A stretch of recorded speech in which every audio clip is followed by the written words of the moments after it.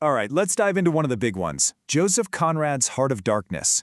Now, this isn't just a story about a boat trip. No, it's a deep, dark plunge into the human soul. So let's get into it. So, right off the bat, the book hits you with this massive question. What really happens when all the rules of civilization just fall away? I mean, what's left of us? It's a heavy thought, and it's going to hang over everything we talk about today. You might think a story called Heart of Darkness starts in some spooky jungle, right? Well, nope. We begin on a quiet yacht right on the River Thames in London back in the 1890s. And on this boat, a sailor named Marlowe is about to share a tale with his buddies, a story that completely changed him, one that starts in the so-called civilized world and goes somewhere else entirely. So, the assignment. This is what kicks the whole thing off. How does a guy chilling on the Thames end up deep in the African continent?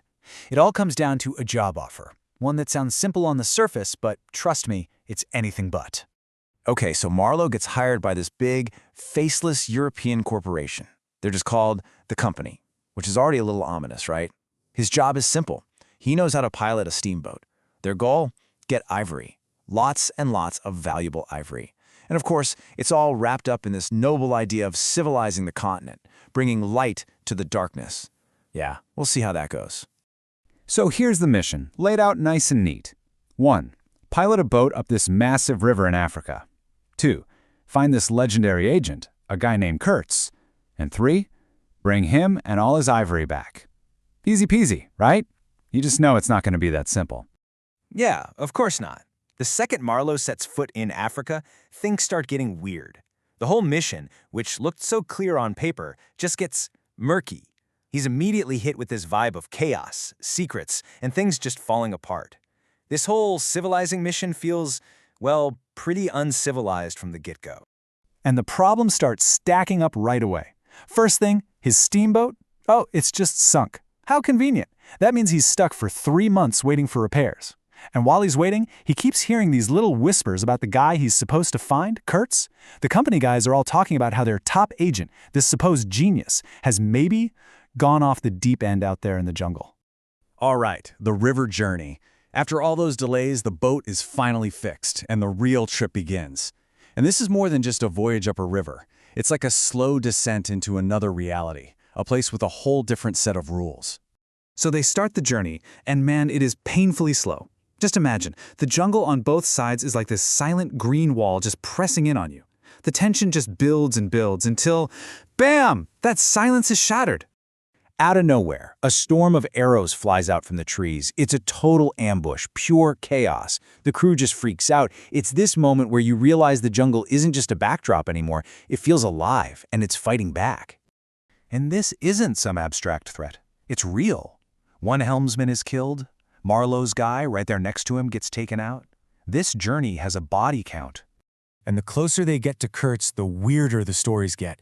It's like there are 2 different versions of this guy. Back at the main stations, they talk about him like he's this brilliant, civilizing force.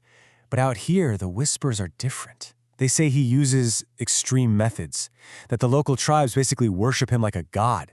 So you have to wonder, who is the real Kurtz? The encounter. So after everything, the journey, the delays, the attack, Marlowe finally makes it. He arrives at Kurtz's station, deep in the interior. This is it. This is where we get some answers. He brings the boat in. The place looks like it's falling apart, totally isolated, and just quiet. Too quiet. And then his eyes land on the decorations. He sees these fence posts around the main hut, but they're not just fence posts. They're decorated with something. Severed human heads. Yeah, just sitting on top of the fence posts. All those whispers about extreme methods, they weren't exaggerating. This is Kurtz's world now. This is what's left when that thin layer of civilization is just totally peeled back. So what about the man himself, this demigod? Well, he's not what you'd expect. He's brought out on a stretcher, and he's basically a skeleton, wasted away by sickness, a total shadow of a man. But his voice? His voice still has this incredible haunting power. The myth and the man couldn't be more different. So, the return. Marlowe got his guy. Mission accomplished, I guess? But the trip back is just as creepy as the trip in, because now he has Kurtz with him, and Kurtz is fading fast. And then, Right before he dies, Kurtz whispers his famous last words, "The horror, the horror."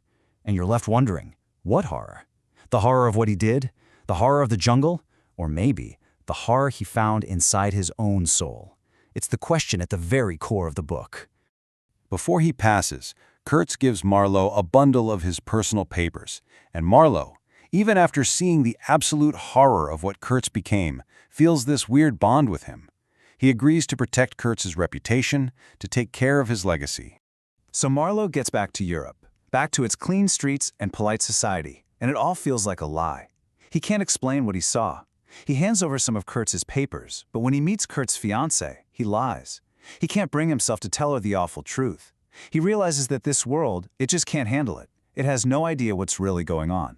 And that brings us right back to where we started, on the yacht on the Thames. Marlowe's story is over. His friends are just sitting there in the dark, looking at their own river. And they get it. The Thames, the very heart of their empire, it flows out into that same darkness that consumed Kurtz.